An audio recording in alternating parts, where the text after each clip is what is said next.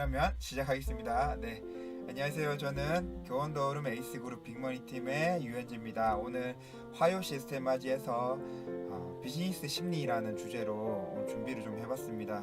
근데 그 타이틀은 비즈니스 심리인데요.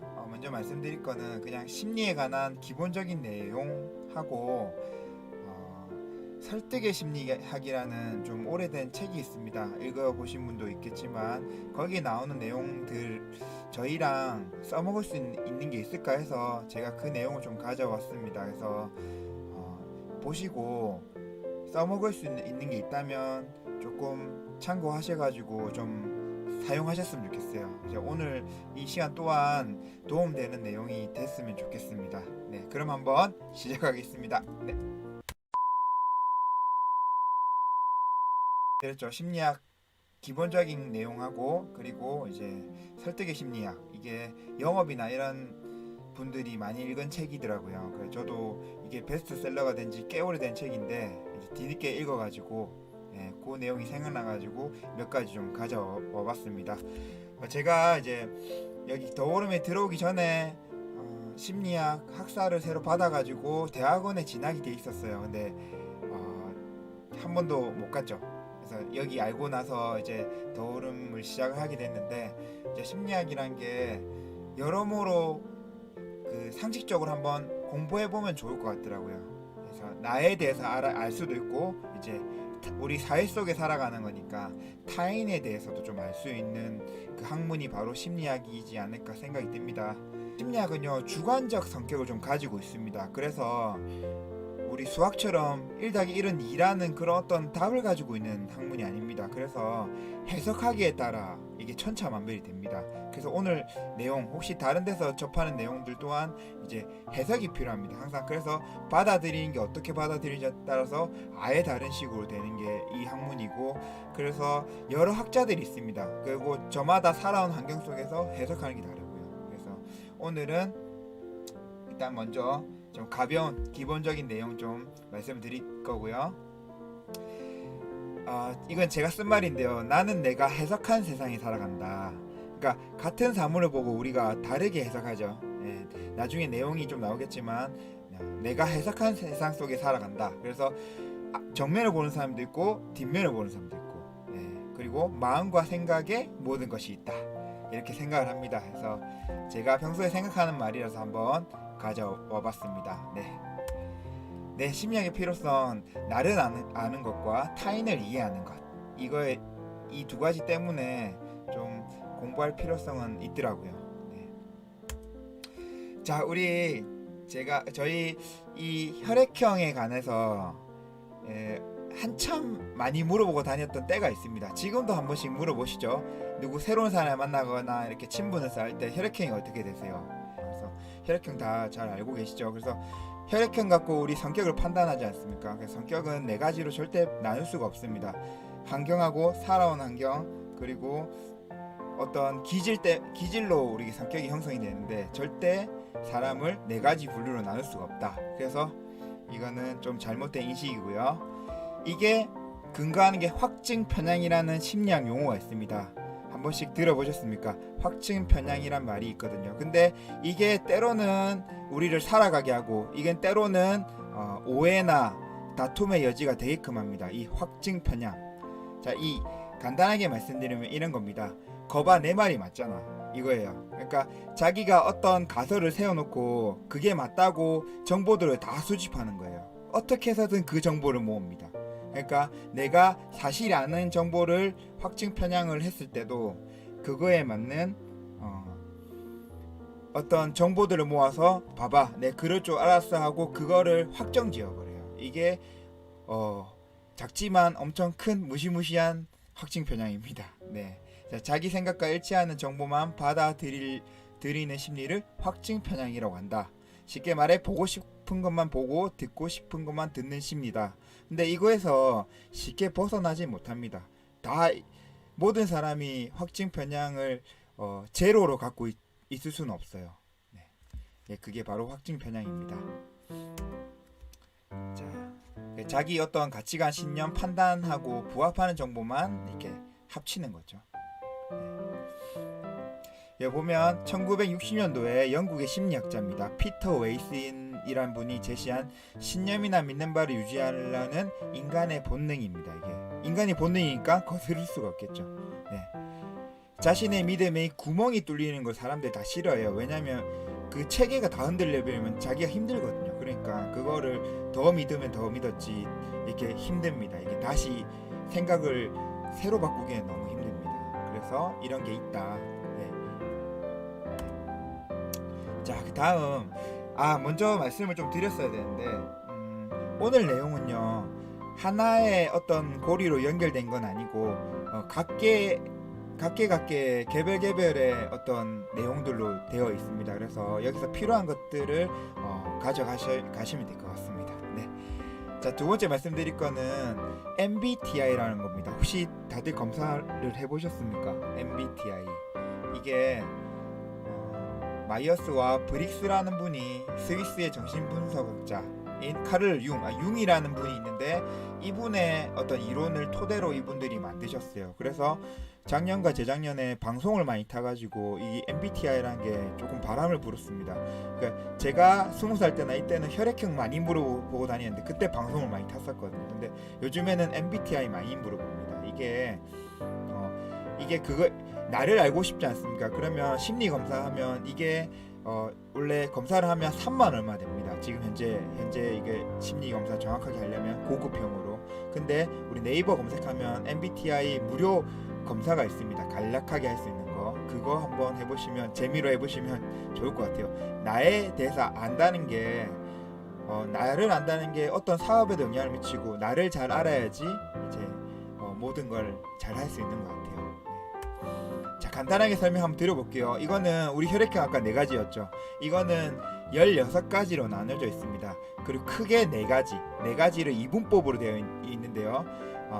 외향형이냐 내향형이냐, 그 밖으로 좀 나가냐 안으로 좀 자기 어떤 걸 에너지를 쓰냐, 에너지가 집중이 자기 안으로 돼 있냐 자기 밖으로 돼 있냐 따라서 E 아니면 I로 되어 있습니다. 그리고 인식 기능, 감각형이냐 직관형이냐, 우리 직관대로 가는 사람 있죠. 그리고 센서티브, 센싱이라고 되어 있네요. 그래서 S나 N 이렇게 돼 있고, 그리고 판단 기능, 사고형이냐 감정형이냐에 따라서 TF, 그리고 생활 양식, 라이프 A냐 P냐, 판단형이냐 인식형이냐, 이렇게 해서 16가지로 나누는 게 있습니다. 요거 한번 자기 본인이 성향이 모르신다면 한번 찾아보시는 게 되게 좋습니다.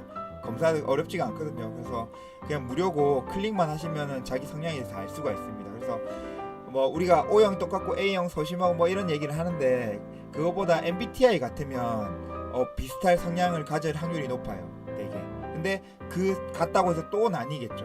예, 그래서 이거는 조금 더 우리 혈액형으로 이 근거 없는 얘기보다는 더 신뢰가 있습니다. 그래서 이거는 꼭 한번 해보시라고, 내가 나에 대해서 잘 알기 위해서 한번 해보시면 좋다, 이렇게 말씀드릴 수 있을 것 같습니다.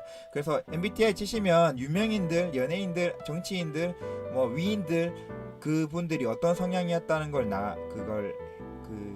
나와 있거든요. 그래서 비교도 해보시고 재미로 한번 해보시면 좋을 것 같아요.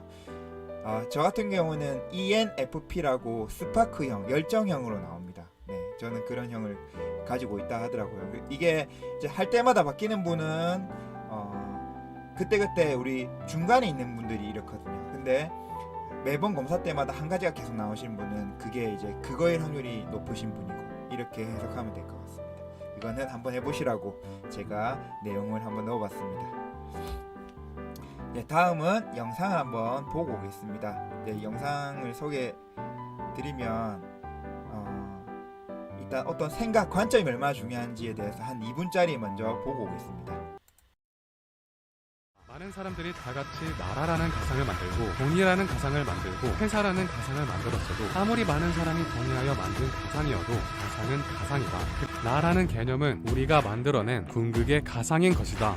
인류는 기원전 500년부터 기원 후 1500년까지 2000년 동안 지구가 우주의 중심이라고 생각했다. 돌이 되어버릴 정도로 오래된 사람이 했던 말을 인류는 아무런 의심 없이 2000년 동안 믿은 것이다. 그러다 1543년 처음으로 지구가 우주의 중심이 아니라는 것을 깨달았다. 깨닫게 된다. 도대체 무슨 일이 있었길래 2000년 동안 아무도 의심하지 않던 것을 의심하게 되었을까? 이때가 바로 르네상스였다. 신을 그리던 화가가 인간을 그리고 신을 쓰던 작가는 인간을 쓰고 신을 표현하던 시인이 인간을 표현하기 시작한 대격변의 시기. 세상을 더 이상 신의 눈으로 보지 않게 되자 그동안 보이지 않던 게 보이기 시작한 것이다. 그들은 신이라는 가상을 내려놓고 지구가 돈다는 걸 깨달았다. 우리가 나라는 가상을 내려놓으면 어떤 게 보일지 모른다. 우리에겐 많은 가르침을 준 성인 군자들이 있다. 그들은 모두 명상을 좋아했다. 명상을 왜 하는지 아는가? 명상은 생각을 하지 않는 것이 아니다. 심장이 뛰는 것처럼 뇌가 뛰는 걸 멈추는 건 불가능하다. 명상은 생각이라는 걸 한 발짝 뒤에서 제3자가 되어 관찰자의 시점으로 바라보는 것이다. 카페에 들어가 보자. 사람들이 많은 카페에 들어가면 사람들의 수많은 목소리가 배경음처럼 꽉 차게 들릴 것이다. 명상은 나의 뇌가 하는 말을 제3자의 입장으로 바라보는 것이라고 했다.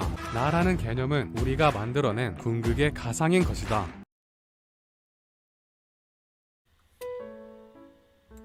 네, 영상 잘 보셨습니까? 제가 이 영상을 가져온 이유는 그겁니다. 이제 르네상스라는 게 다 아시죠? 이때 많은 게 일어났는데, 그러니까 그 전에는 신이 전부고 이렇게 모든 게 신 관점으로 돼 있었는데 이게 인간 관점으로 오면서 모든 세상이 바뀌어 버린 거예요. 그러니까 그만큼 믿음이란 게 내가 생각하는 그 생각이란 게 엄청난 효과를 일으키는 겁니다. 그래서 문명과 이 세상의 모든 걸 다 바꿔버리는 거죠. 그래서 그만큼 생각하고 마인드 어떤 게 중요하다. 그게 모든 세상을 다 바꿀 수 있다. 이런 얘기를 하는 거예요. 그 믿음 하나가 다 바꿔버린 것처럼. 그래서 내 마음과 내 생각을 정리해 잘하는 게 상당히 중요한 것 같아요. 그리고 이제 메타인지라는 게 있습니다. 이 단어가 조금 생소한 단어고 어려울 수도 있는데요. 간단하게 얘기하면 이겁니다. 그러니까 내가 아는 걸 아는 겁니다. 그러니까 내가 영혼이 확 빠져나가가지고요. 영혼이 슉 위로 공중으로 슉 나간 다음에 내가 나를 바라보면서 내가 어떤지를 관찰하는 거죠. 그러니까 내가 이걸 아는지 모르는지. 우리 그냥 공부하고 배운 건 지식이라고 하는데 그 지식을 아는 걸 아는 것. 그러니까 한 단계 위에 있는 게 메타하고 인지라고 하는 겁니다. 메타인지. 여기 보면 좀 재밌는 얘기를 해드릴게요. 이게 메타인지라는 뜻은 무언가를 배우거나 실행할 때 내가 아는 것과 모르는 것을 정확하게 파악할 수 있는 능력이다. 이런 거거든요. 이게 이제 이 개념을 우리 인지심리학자 중에 제가 좀 좋아하는 분이 있습니다. 우리 아주대학교에 김경일 교수님이라는 분이 계신데 이제 풍채가 좀 좋으시고 이런 방송을 보셨다면 아마 한 번씩 아실 거예요. 그분이 이제 이걸 얘기를 하시거든요. 공부 진짜 잘하는 애하고 그냥 평범한 애들하고 뭐가 차이가 나는지를 EBS와 함께 이걸 조사를 했어요. 근데 어떤 IQ, 머리에 대한 차이 그게 없었대요. 그리고 그 학생들의 부모의 경제력이냐 학력이 차이냐 이것도 없었답니다. 근데 바로 한 가지 변수가 딱 한 가지가 있었는데 그게 메타인지였다고 합니다. 네, 이게 뭐냐면 이제 내가 이 문제를 예를 들어서 영어 단어 시험을 치는데 10문제 중에 몇 개 정도 맞출 거냐 했을 때 내가 내 능력이 한 7, 8점은 될 것 같다. 이거를 안다는 거예요. 그러니까 그렇지 못한 학생들은 막연한 자신감으로 저 10개, 9개 다 맞을 수 있습니다. 라고 막연하게 뱉는 반면에 진짜 공부 잘했던 애들은 자기가 어느 위치 정도 되는지가 정확하게 안다는 거예요. 그게 바로 메타인지입니다. 그래서 다른 게 차이 없었다. 자기를 정확하게 아는 게 그만큼 중요하다는 얘기를 그 내용에서 하더라고요. 그래서 한 가지 더 말씀드리면 우리 AI 다들 아시죠? AI 그게 인공지능 로봇인데 이 AI가 정말 많은 데이터를 갖고 있어요. 그래서 어떤 정보를 넣으면 바로바로 찾습니다. 인간보다 훨씬 빨리 찾죠. 근데 다른 점이 딱 한 가지입니다. 가테말라의 세 번째 큰 도시. 자, 뭐 인도의 11번째 큰 도시. 뭐 이렇게 한다면 그러니까 AI는 모른다. 그 데이터를 찾아질 때까지 계속 찾을 거예요. 근데 인간은 이런 거 모르지 않습니까? 이런 모르는 걸 모른다고 바로 얘기한다는 거예요. 그래서 인간은 메타인지를 갖고 있다. 예. 그래서 이게 중요하다. 어떤 일을 할 때도 공부하는 학생이나 어떤 사업을 하거나 무엇인가를 할 때는 자기가 어느 정도인지, 내가 어느 정도 알고 있는지를 알고 있는 게 중요하다. 이 개념이 메타인지라고 합니다. 네. 그래서 첫 번째 해야 될 것은 나를 알아차리는 것이다. 내 상태가 무엇인지 아는 것, 내가 무엇을 알고 모르는지를 아는 것, 그리고 이게 막연한 공부가 될 수 있고요. 막연한 사업 전개를 하지 않는 것. 이 개념을 가져온 이유가 제가 이게 상당히 안 됐던 사람 중에 한 명입니다. 그래서 이걸 알면 우리가 뭘 전개할 때가 유리하더라고요. 그래서 저는 막연하게 잘하는 스타일이었습니다. 네, 그래서 이 개념을 우리 일 잘하고 뭐 잘하시는 분들은 이 메타인지가 항상 높더라고요. 그래서 이 개념을 알고 계시면 좋을 것 같아서 소개를 해드렸습니다. 네, 자, 그 전에 영상이 하나 더 있거든요. 네, 또 보고 오겠습니다.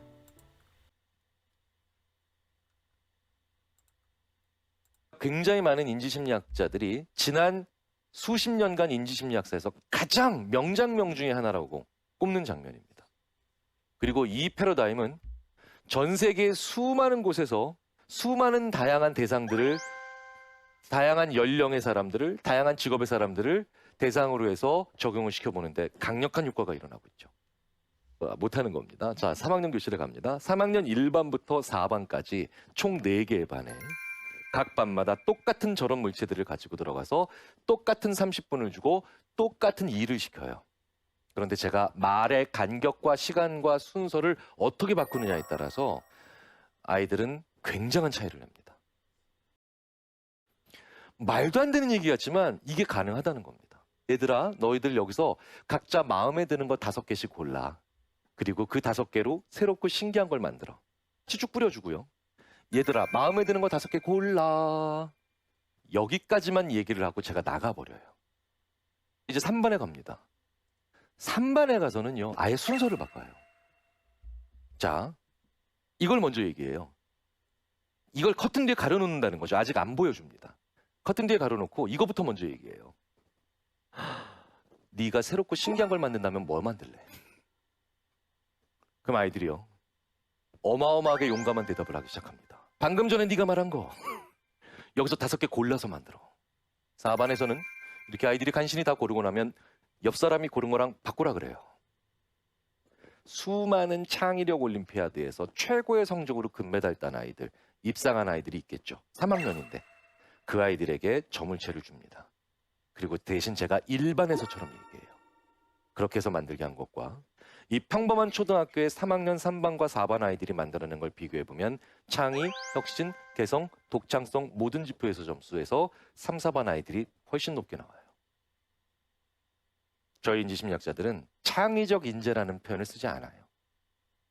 나를 창의적으로 만드는 상황에 들어갈 줄 아는 사람이란 표현을 쓸 뿐입니다. 왜? 능력이 만들어내는 변수보다 상황이 사람을 바꾸는 그 영향력이 훨씬 크거든요.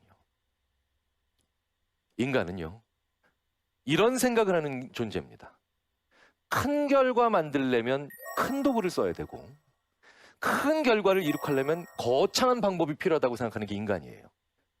그러니 도구를 먼저 보니 일반에서처럼 큰 목표를 못 만드는 거예요. 나는 아니야? 아니, 절대 아니에요. 모든 인간이 그래요. 예를 하나 들어볼까요? 인간이 이 큰 결과 만들려면 큰 방법을 써야 되고 큰 결과를 이룩하려면 큰 도구를 사용해야 된다는 고집을 얼마나 강력하게 하는지 보여드릴게요. 자, 주사위 2개를 던집니다. 주사위 2개 던져서 나온 수의 합이 제일 큰 값이 얼마겠습니까? 6, 6이니까 12죠? 다들 아시죠? 주사위 2개 던져서 나온 수의 합이 제일 적은 그때는 당연히 얼마겠습니까? 2죠? 1, 1이니까. 자, 그러면 제가 제 수업을 듣고 있는 학생들한테요, 이쪽에 있는 학생들한테는 이렇게 얘기해요. 주사위 2개 한 번씩 다 던져보세요, 여러분. 자, 어떤 학생이든 합이 12가 나온 학생이 있으면 제가 10만 원 줍니다. 이쪽에 있는 학생들한테는 여러분들도 주사위 2개를 한 번씩 다 던지세요. 어떤 학생이든 합이 2가 나오면, 12가 아니라 이번엔 여기 있는 학생들은 2가 나오면 내가 그 학생마다 10만 원 줍니다. 자, 주사위 2개 던져서 합이 12가 나올 확률과 2가 나올 확률은 똑같잖아요. 그런데도요, 12처럼 큰 숫자가 나와야 돈을 받는 학생들은 주사위 이렇게 던져요. 와우 하고 던져요. 소리도 커요. 슈바 하고 던져요. 자, 그런데 이처럼 작은 수가 나와야 돈을 받는 학생들은 주사위를 어떻게 던질까요? 이렇게 던져요. 소리도 작고 이뻐요. 이 하고 던져요. 우리도 이걸 매일매일 하잖아요. 명절 때마다. 이걸 너무나도 잘 보여주는 우리의 민속놀이가 뭐예요? 윷놀이잖아요. 윷놀이 할 때 보면 다 이렇죠. 윷이나 뭐가 나와야 좋을 때, 큰 거 나와야 좋을 때는 막 두 손으로 던져요. 막 윷이야 뭐야 동네 떠나갔듯이. 하지만 도가 나와야 좋을 때는 어떻게 던지나요? 일단 입 모양이 작아지죠? 노. 백도 나와야 될 땐 던지지도 않아요. 백도. 놔버려요. 무슨 얘기예요? 큰 결과를 만들려면 큰 방법을 사용하고 큰 결과를 이룩하려면 큰 도구가 필요하다는 게 우리 인간의 고집스러운 착각입니다. 그러니 작은 도구를 먼저 보니 큰 일을 못하는 거예요. 그런데 다 같은 도구였잖아요. 1반부터 4반까지. 그런데 다 같은 도구를 가지고도 절묘하고 큰 일을 해내는 3, 4반은 그러니까 뭡니까? 순서를 거꾸로 한 거죠. 도구부터 보기 전에 뭘 가지고 있었어요? 나는 무엇을 만들고 싶은 사람인지를 먼저 얘기했잖아요. 그걸 먼저 봤으니, 그걸 먼저 얘기했으니 뒤이어 들어오는 도구들이 낯설게 느껴진 겁니다. 메타인지가 걔를 평범하게 보게 만들지 않은 거예요. 우리는 이런 행위를 바로 꿈을 꾼다라고 얘기를 합니다. 현실 가능한, 그리고 내가 얼마든지 갈 수 있고 진도 파악이 되는 모든 것들은 목표라고 하죠. 그런데 목표와 달리 꿈은 대부분 현실 가능성이 떨어집니다. 실현 가능성이 크지 않아요. 그런데 재미있게도 목표만 가지고 있는 사람들은 창의적으로 혹은 혁신적으로 그리고 연결형 인간이 되는 게 불가능합니다. 그래서 저는 제 학생들에게 이렇게 얘기합니다. 친한 친구에게조차 얘기하면 너 미쳤구나라는 소리를 들을 정도로 큰 꿈을 만들어 놓으셔야 돼요. 그걸 실현하시려고 가지고 계신 게 아니라 그걸 계속 가지고 잠잘 때마다 산책할 때마다 재미있게 그 꿈을 가지고 놓으셔야만 남들과는 다른 시선을 가지실 수가 있다는 겁니다. 걸으셔야 돼요. 걸으셔야만 내가 일상적으로 생각해왔던 것들로부터 빠져나와서 두 번째 생각, 세 번째 생각으로의 연결이 시작되는 겁니다. 자, 걸으면서 내 인생에서 내가 정말 하고 싶은, 이룰 가능성이 단 1%가 되지 않더라도 내가 정말 하고 싶은 일들에 대한 생각과 유의를 하시는 시간을 꼭 가지시기 바랍니다. 저희 인지심리학자들은 인간이 무언가를 열심히 하다가 잠시 일을 멈추고 지갑과 휴대전화를 아예 내려놓고 무목적 무방향인 상태로 완전히 자유로워진 상태에서 걷는 이 짧은 순간을 두 발로 사유하는 철학 과정이라고 얘기를 합니다. 이 과정을 통해서 다른 사람들이 볼 수 없는 것들을 보시고 다른 사람들과는 전혀 다른 시선으로 평범한 재료들과 물건들과 지식들과 기술들을 바라보시면서 제2, 제3의 완전히 창조적인 연결형 인간으로서 다가가시기를 간절히 한번 기원하겠습니다. 왜? 이게 바로 AI가 할 수 없는 일이고요. 그리고 앞으로도 인간이 왜 인간으로서 지혜로운 존재인가를 스스로 증명하시는 길이 되기 때문입니다. 네, 이번 영상은 조금 제가 이 영상을 줄여서 요만큼 핵심만 가져왔습니다. 그래서 제가 아까 말씀드린 이분이 그 교수님인데요. 이 내용에서는 메타인지에 대한 내용을 얘기를 하시는데 여기서 좀 주목해야 될 것들이 있어서 가져왔는데요. 이게 바로 뭐 남들과의 다른 시선을 좀 가지는 것. 그래서 우리가 일반적으로 큰 결과를 만들려면 큰 도구가 있어야 된다 이렇게 생각을 많이 하잖아요. 그리고 저희 이제 더오름하고 연결 좀 시키면 이제 저희 10만 원 쓰니까 그러니까 큰 돈을 써야지 큰 돈을 번다는 생각을 가진 분들이 많죠. 저희 불법은 하면 안 되는데 그 큰 돈을 넣어서 코인 같은 거 요즘 뉴스 계속 나오더라고요. 그리고 아마 안 좋은 그 뉴스로 계속 더 나올 것 같은데 큰 돈을 집어넣고 큰 돈이 된다고 그런 식으로 생각을 하는 것 같아요. 네, 그래서 이 창의력이 있을 때 그리고 다른 방법이 생길 때 우리가 희망을 가지잖아요. 그래서 조금 그런 걸 생각하는 시간 됐으면 해서 이거를 내용을 가져왔습니다. 네, 그리고 다음 내용은 이제 프레임에 관한 건데요. 저희가 프레임을 씌운다 이런 걸 한 번씩 들어보셨을 겁니다. 네. 자, 보면 인간이 성장하면서 생각을 더 효율적으로 하기 위해 생각의 처리 방식을 공식화한 것을 뜻한다. 어떤 조건에 대해서는 거의 무조건적으로 반응하는 경향이 있기 때문에 프레임을 마음의 창에 비유되곤 하는데, 이는 어떤 대상 또는 개념을 접했을 때 어떤 프레임을 갖고 있냐에 따라서 그 해석이 바뀌기 때문이다 라고 돼 있죠. 이게 저희 프레임 대표적인 뭐 있습니까? 다단계 프레임이 있죠. 그리고 다단계 프레임 속에는 뭐 사재기도 있을 것이고요, 불법도 있을 거고, 여러 가지 그 프레임 속에서 그게 우리 많은 분들이 말씀하시는 색안경이지 않습니까? 이 색안경하고 프레임하고 같은 의미입니다, 거의. 그래서 저마다 다 프레임을 가지고 있습니다. 이제 나도 가지고 있고 저 사람도 가지고 있고, 그래서 나의 프레임은 무엇인지 한번 생각해보고, 그리고 자기만의 틀이 강한 사람이 프레임이 강한 거겠죠. 그리고 어떤 틀을 가지고 있는지 이런 것도 한번 생각해 볼 필요가 있습니다. 그걸 알아차리는 연습도 해볼 필요가 있고요. 그리고 상대방이 가진 프레임은 무엇일까, 이런 것도 한번 생각해보는 시간 가지면 좋죠. 네, 그래서 이 내용을 가져왔습니다. 네, 다음 내용은 이거는 거의 영업 관련된 내용들이 좀 나옵니다. 그래서 설득의 심리학, 이게 베스트셀러로 오랜 기간 베스트셀러 한 그 책이거든요. 그래서 간단하게 써먹을 수 있는 것들이 있으면 기억하셨다가 좀 써먹으셔도 좋을 것 같습니다. 그런 내용들만 좀 가져왔습니다. 이제 소개해 볼게요. 대조의 원리라고 해서 이제 판매 사원들, 우리 물건 파는 판매 영업 사원들은 비싼 제품을 먼저 소개해야 더 많은 매상을 올릴 수가 있습니다. 그 이유는요, 먼저 큰 걸 내놓고, 예를 들어 100만원, 내가 팔 제품은 뭐 30만원짜리거나 뭐 30만원짜리인데 이제 30만원의 부담을 큰 걸 내세우는 거예요. 100만원짜리를 먼저 보여주고, 이거 너무 비싸시다면 30만원 낮아지니까 이게 상대적인 거거든요. 그래서 대조의 원리를 사용을 한다. 그리고 주택 판매의 경우에는 오히려 허름한 집부터, 그러니까 더 뒤에 게 더 빛날 수 있게끔 그 비교 대상을 기준점을 주는 거예요. 이게 오늘 설명도 드리려 했는데 다른 용어가 있거든요. 앵커링이라고 해서 이거를 안 좋은 집부터 보여주고 난 뒤에 좋은 집을 보여줘서 이게 상대적으로 우위에 쓸 수 있게끔, 이렇게 주택, 집 이런 거 판매할 경우에는 이런 그 원리를 씁니다. 그리고 자동차 판매, 우리 이거는 다들 한 번씩 겪는 거죠. 네, 자동차 있으신 분들은 자동차 그 차종이 선택이 되지 않습니까? 그때는 딜러가 옵션 이야기 꺼내지 않습니다. 뭐 어쩌고 저쩌고 옵션 이야기 꺼내지 않다가 이 사람이 그 자동차 선택에 탁 그 결정이 끝이 나잖아요. 그러면 그때 이제 거의 계약할 때쯤에 그 이제 마음이 굳혀졌을 때 옵션 얘기를 꺼냅니다. 요거는 옵션이 요거고 해서 이제 큰 돈을 벌써 결정을 내렸기 때문에 나머지 옵션들은 상대적으로 작은 돈이기 때문에 대조의 원리에 의해서 크게 생각하지 않는다. 이게 자동차 판매의 경우 이런 대조의 원리가 사용이 됩니다.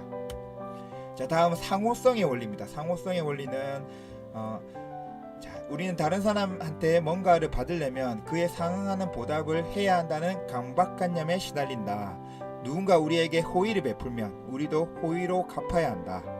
타인의 호의나 선물, 초대 등 우리가 갚아야 할 빚이라는 사실을 알게 해준다. 그러니까 먼저 설득할 사람이 있거나 아니면 뭔가 계약이나 어떤 것들이 있다면 먼저 호의를 베풀라는 거죠. 그거에 대한 빚지는 게 있거든요. 우리 또 빚지는 게 안 되니까 밑에 또 볼게요. 그 같은 맥락으로 복권을 판매하는 경우, 이 책에 소개된 예시입니다. 복권을 판매했을 경우에 콜라를 한 잔을 먼저 줍니다. 권했더니 안 준 것보다 훨씬 더 많은 복권이 팔리더라 라는 얘기입니다. 그래서 먼저 호의를 베풀라, 이 내용이 핵심이고요. 호감도가 높은 사람이 파는 복권 구매량이 확실히 높아졌다고 합니다. 그리고 같은 맥락으로 누구나 빚진 느낌을 싫어한다. 그래서 빨리 갚아버리고 싶어한다. 그래서 먼저 베풀면 어떤 상품 판매나 계약이 일어날 확률이 높아지겠죠. 네. 자, 그리고 거절 후 양보 전략입니다. 이게 바로 다른 말로 문전박대 전략이라고 합니다. 자, 틀림없이 거절할 만한 무리한 부탁을 먼저 한 후에 거절을 당하면 그제야 원래 염두에 두었던 작은 부탁을 합니다.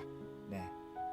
자, 첫 번째 부탁이 너무 없으면 역효과가 난다고 합니다. 그래서 적당한 거절할 만한 그 부탁을 먼저 제시한 후에 한 걸음 빼는 거죠. 그러니까 조금 더 큰 걸 던져놓고 한 걸음 빼서 내가 원래 계약이나 뭘 하려고 했던 작은 부탁을 하고 싶었던 그거를 이제 꺼내는 거죠. 네. 자, 그리고 요거랑 조금 다른 개념인데 이제 친숙한 이름을 언급할 경우에 판매 성공률이 올라간다고 합니다. 이제 예를 들어 방문 판매를 이제 소개한 중간에 지인이 있다면 그 지인 이름을 언급을 해주는 거죠. 그렇게 언급할수록 친숙한 이름이 나올수록 판매 성공률이 올라갔더라라는 내용 되겠습니다. 자, 다음 일관성의 원칙인데요. 자신이 이미 한 말이나 행동과 일관성을 유지하려는 욕망. 그러니까 뱉은 말 지키는 남아이런 중천금. 한번 뱉으면 한번 뭔가 하겠다 하면 끝까지 하려는 이거를 깨트리기가 싫은 거예요. 본능적으로. 인간이 의외로 게으르거든요. 그래서 인간이 되돌리기 싫어하고 아까 프레임도 빨리 판단하기 위해서 그러니까 빨리 하길 좋아해요. 그러니까 생각을 많이 하는 걸 싫어합니다. 심리학 공부해보고 하면 뭔가 빨리 하고 많은 에너지를 쓰지 않게끔 하려는 게 큽니다. 기본적으로. 그래서 일관성의 원칙이라 해서 제일 먼저 하고자 한 걸 이어간다는 겁니다. 쉽게 얘기하면. 어려운 선택을 내리면 자신의 선택이 옳았다고 믿으려는 경향이라고 합니다. 이게 때로는 생각이나 신념이 이미 내린 결정이나 이미 저지른 행동과 모순되지 않게 자신을 속입니다. 이게 심리학 배움 많이 나온 내용인데, 그러니까 그 정도로 자신을 속일 정도로 이걸 깨트리기 싫어해요. 그래서 뭐 경우에 따라는 깨질 경우도 있죠. 근데 이 맥락은 그냥 보편적으로 일반적으로는 안 깨려고 하는 그런 인간의 본능적인 게 있다. 일관성은 논리와 합리성, 견실함과 정직함이 핵심이다. 이렇게 되어 있습니다. 자, 예를 들어볼게요. 우리 이제 책에는 미국 사람이 쓴 거니까 크리스마스 선물을 예시를 들고 있습니다. 이제 부모들이 크리스마스 선물로 어떤 특정 장난감하고 사기로 약속을 한 상태입니다. 근데 그 업체에서 장난감 공급량을 줄여버려요. 그러면 못 사겠죠. 못 사게 되니까 크리스마스가 지나고 나서 광고를 다시 열어갖고 팔기 시작하면은 전에보다 더 갖고 싶어하는 게 커지는 이 일관성의 원칙. 자기가 한 약속을 지키겠다고 완구 매장으로 갈 수밖에 없게끔 그걸 이용하는 거예요. 마케팅에도 다 심리가 숨어져 있어서. 자, 다음은 입장 정립이라는 내용입니다. 이게 그거예요. 계약부터 하는 거예요. 일단 발부터 들어놓게끔 하는 거예요. 무조건 문서로 만들어 가지고 고객의 서명을 받으세요. 선불을 받으세요. 고객을 조정하고 거래를 조종하세요. 고객을 꼼짝 못하게 밀어붙이세요. 저희가 클로징하는 거랑 상당히 연결성이 있다고 봅니다. 고객의 입장을 확실하게 하여 정립시켜 고객의 승낙을 얻어낸다. 그러니까 일단 받는 거예요. 일단은 약간 요쪽으로 한 발이라도 넘어오게끔 그거를 입장을 정립시킨다는 거예요. 마침표를 찍는다는 거죠. 정립을 한다는 거죠. 자, 이제 예를 들어 자선 모금입니다. 자선 모금할 때 요청하기 전에 안부 인사를 건네는 거예요. 오늘 뭐 편안한 시간 보냅니까? 잘 지내요? 이러면 보통 오늘 하루 괜찮았다고 얘기하잖아요. 근데 이런 거죠. 근데 그러셨어요 하고 전화 드린 이유는 불행한 일을 당하신 분들이 계셔가지고 기부로 부탁드려 전화했습니다 하면 본인은 오늘 잘 지냈어요. 본인은 잘 지냈는데 불행한 일을 당한다는 사람이 있다 하면 본인이 잘 지낸다 했잖아요. 그럼 잘 지내는 건 잘 지내는 걸로 끝내야 되는데 불행한 사람들은 잘 못 지내지 않습니까? 그래서 그분들도 이게 일관성을 유지하기 위해서 기부를 승낙을 한다는 내용입니다. 이해가 혹시 되셨습니까? 제가 말을 어렵게 한 건 아닌지 모르겠네요. 사소한 요청을 받아 승낙을 받고 나서 큰 승낙으로 이어지게 한다. 적극적이고 공개적이며 수고스럽고 자발적이어야 한다. 그러니까 우리가 그 모든 어떤 계약이나 이런 거를 해주지 말고 필요에 따라서는 그분이 할 수 있다면 그분이 모든 걸 다 하게 해야지. 수고가 크면 클수록, 에너지를 많이 쓰면 많이 쓸수록 그분이 일관되게 할 거라는 거죠. 입장 정립을 할 거라는 거죠. 자, 이거는 조금 별개의 개념인데, 목표를 정해 종이에 적어두기. 이 책에서 아메이 얘기가 한 2번 3번 나오거든요. 그 내용이 있어서 가져왔습니다. 경이적인 성공을 이룬 아메이 사회에는 영업사원들에게서 최고의 실적을 끌어내는 방법이 있다. 바로 개인별 판매 목표를 세우고 이를 문서로 작성하도록 하는 것이다. 중요한 핵심 포인트는 목표를 세우는 건데 그거를 문서로 작성하도록 하는 거라고 합니다. 네. 자, 그리고 거래 취소율을 줄일 수 있는 간단한 방법입니다. 계약서 작성을 영업사원이 아니라 고객에게 맡기는 방법.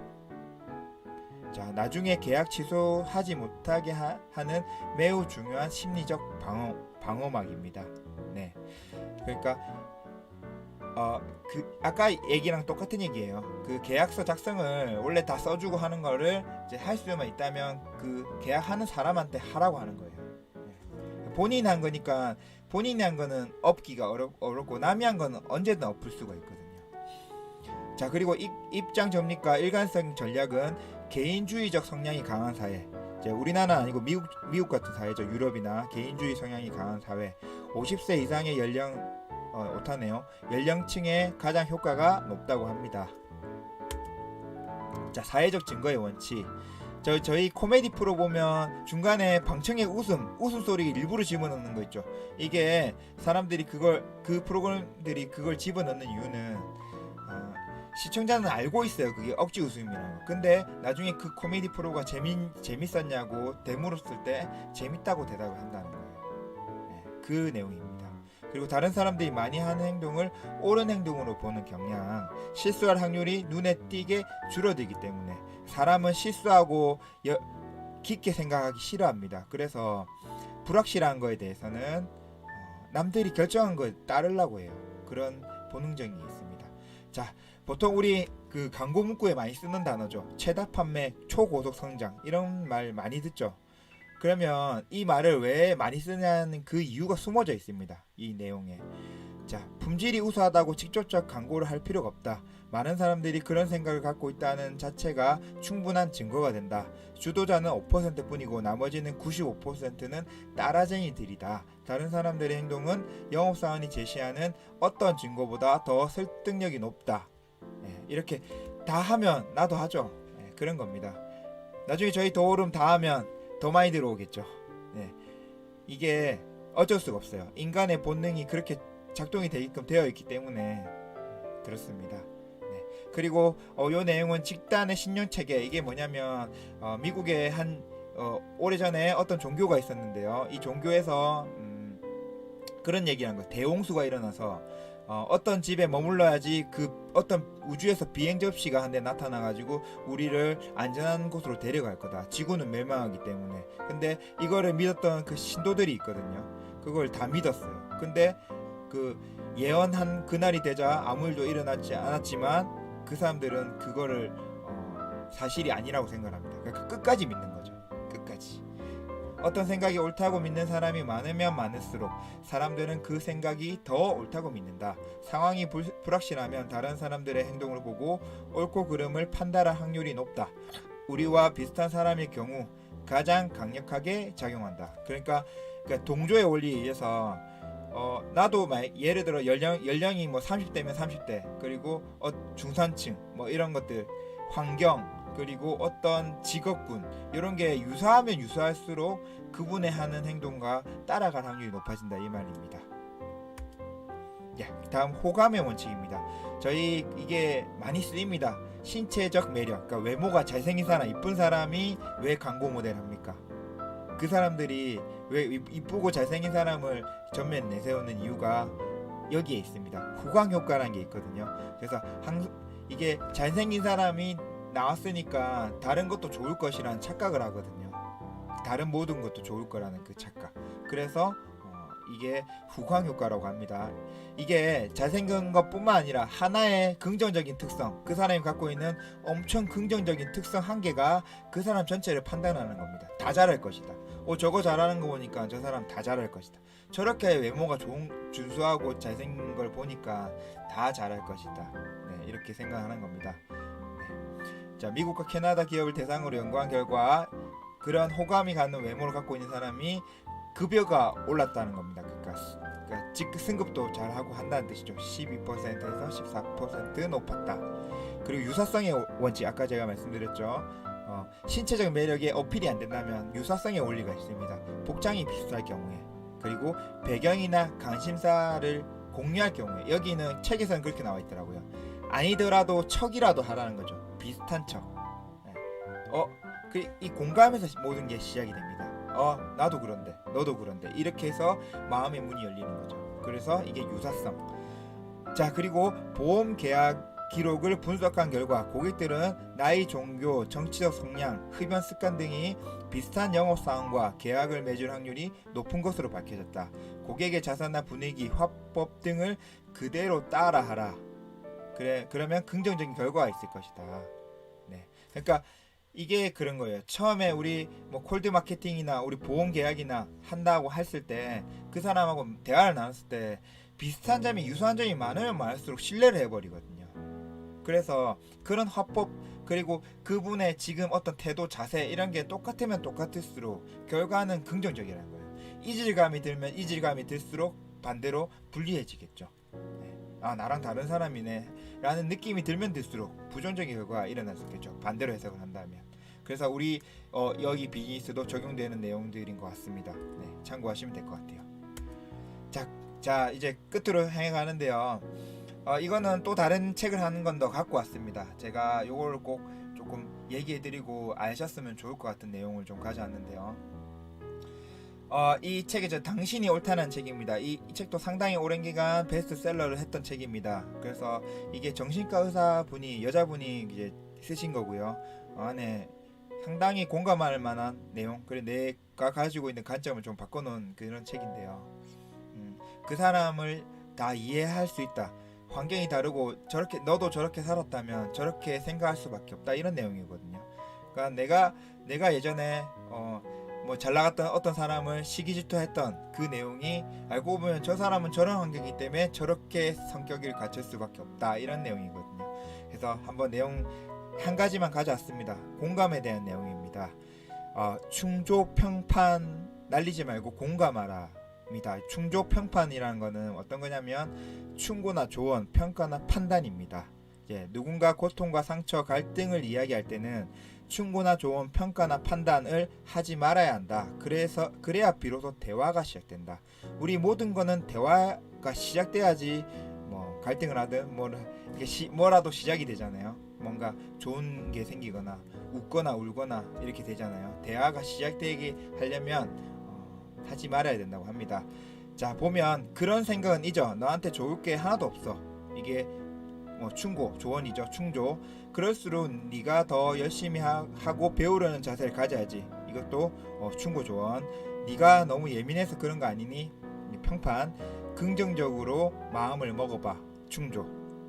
참 긍정적으로 마음을 먹어봐가 참 쉬울 것 같은데 쉽지 않습니다. 그렇죠? 네, 긍정적으로 마음을 먹으면 참 좋죠. 그게 늘상 유지된다면 진짜 베스트죠. 네.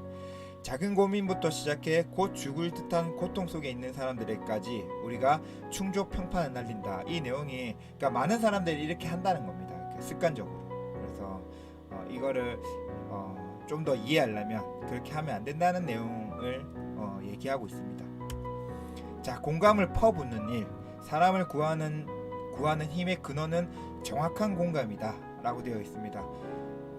내 고통에 진심으로 눈을 포개고 듣고 또 듣는 사람, 그리고 내 존재에 집중해서 묻고 또 물어주는 사람, 대답을 체근하지 않고 먹먹하게 기다려주는 사람이라면 누구라도 상관없다. 그 한 사람만 있으면 사람은 산다라고 되어 있습니다. 이게 다른 책에서도 저는 많이 본 내용이니까 똑같진 않지만 나를 오롯이 이해해주는 사람, 세상에 한 명만 있어도 산다고 합니다. 네, 그거에 대한 내용입니다. 네, 정확한 공감을 하는 내용. 존재에 집중해서 묻고 듣고 더 많이 묻고 더 많이 듣다 보면 사람도 상황도 스스로 전모를 드러낸다. 어떤 거를 이제 수면 위로 올라오겠죠. 어떤 풀어야 될 숙제들이나 아니면 어떤 고민들이나 어떤 것들이 이제 그러니까 꾹 참고 있던 게 나오겠죠. 그러면서 신뢰와 공감과 모든 게 녹아버리겠죠. 내가 아프게 갖고 있던 것들이 이제 눅눅듯이 쓱 녹겠죠. 그러면 그 사람은 힐링이나 치유가 되겠죠. 둘의 마음이 서서히 주파수가 맞아간다. 소리가 정확하게 들리기 시작한다. 공감 혹은 공명이다. 그러니까 주파수를 맞추는 표현. 이 표현이 좋더라고요. 너와 내가 지금은 다른 주파수로 달리고 있지만 이렇게 대화와 이런 소통을 계속하면서 어느 순간 파동이 같아지는 거죠. 주파수가. 그러면서 전혀 다른 주파수로 달리고 있던 사람을 오롯이 이해해버리는 거죠. 그러면서 신뢰와 공감이 되면서 치유가 된다는 그 내용입니다. 네, 여기까지 해서 오늘 생각보다 50분 정도 진행했네요. 저는 한 30분 생각을 하고 있었는데 도움되는 시간이었으면 좋겠어요. 항상 저는 도움되는 시간이었으면 좋겠는데 그런 시간이 됐는지 모르겠습니다. 그래서 그런 것 같아요. 그러니까 생각에 모든 게 다 만들어집니다. 그래서 저희 마무리 말씀으로 저희 더 오르면 참 괜찮은 회사로 짜여져 있으니까 더 좋아질 일만 남았으니까요. 그걸 믿고 여기 오늘 들어오신 분들 아니면 우리 그 빅머니 팀 모든 사장님들하고 함께 좀 더 좋은 거 많이 만들고요. 저도 좀 더 노력해가지고 더 도움될 수 있는 내용 전달 드릴 수 있는 기회가 있으면 좋겠습니다. 네, 마음먹기에 달렸습니다. 네, 이것으로 오늘 강의는 마치도록 하겠습니다. 들어주셔서 감사합니다. 네, 늦은 시간까지 수고하셨습니다. 네, 그러면 제가 한 3분 정도 있다가 이걸 다 종료하도록 하겠습니다.